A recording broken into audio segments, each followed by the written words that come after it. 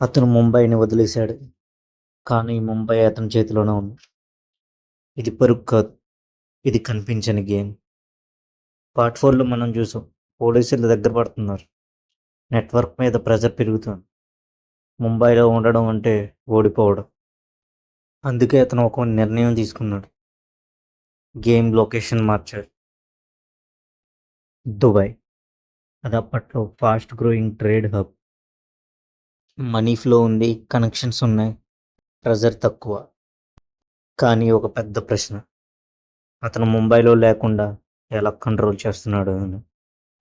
ఇక్కడే అసలు గేమ్ మొదలైంది. సిస్టమ్ని 3 లేయర్లతో నిర్మించాడు. Top layer decisions, middle layer trusted leaders, ground layer local operators. Order Dubai నుంచి వస్తుంది, ఎగ్జిక్యూషన్ ముంబైలో జరుగుతుంది. ఇది ఇప్పుడు గ్యాంగ్ కాదు, ఇది ఒక ఆర్గనైజేషన్. ఈ మొత్తం స్ట్రక్చర్ ఒక దానిపై నిలబడింది. అదే ట్రస్ట్.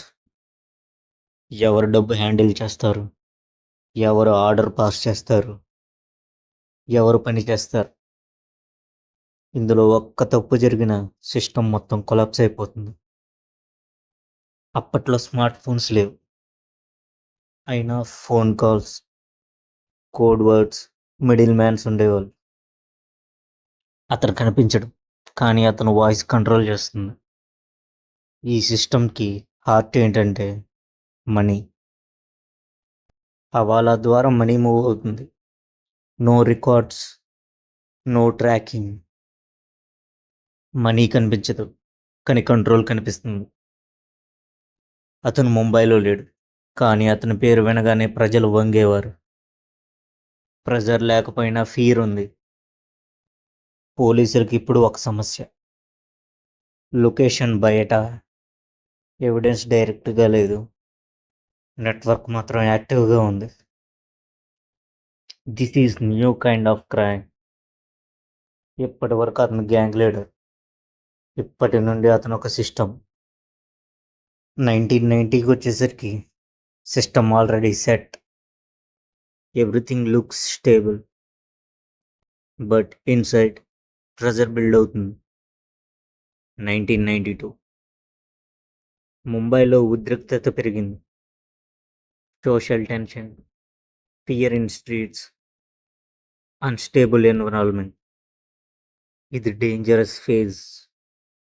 ఒక్క విషయం గుర్తుంచుకోండి, సిస్టమ్ ఉంది, మనీ ఉంది, ఇన్ఫ్లుయెన్స్ ఉంది. ఇవి అన్స్టేబుల్ సిచ్యువేషన్స్తో కలిస్తే రిజల్ట్ అన్ప్రెడిక్టబుల్. ఇప్పటి వరకు క్రైమ్ లోకల్ లెవెల్లో ఉంది.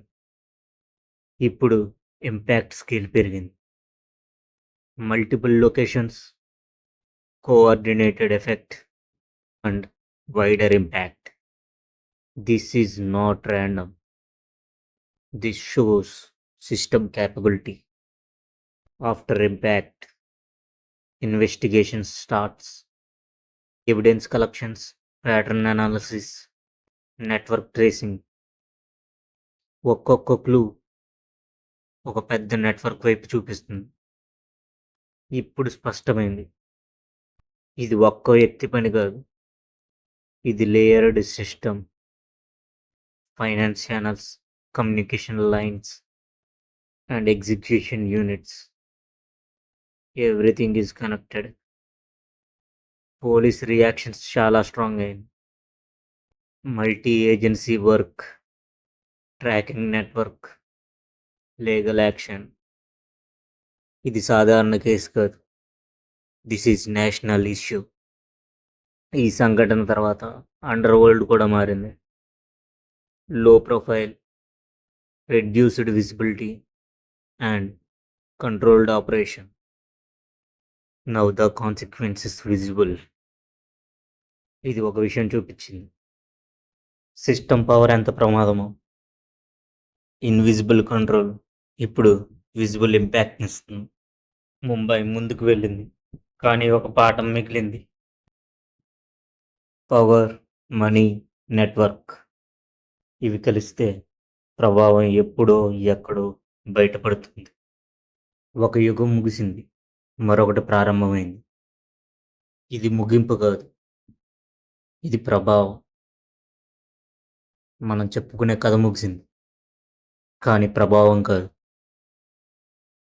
ఈ వీడియో మీకు నచ్చినట్లయితే లైక్ చేయండి, షేర్ చేయండి, సబ్స్క్రైబ్ చేయండి.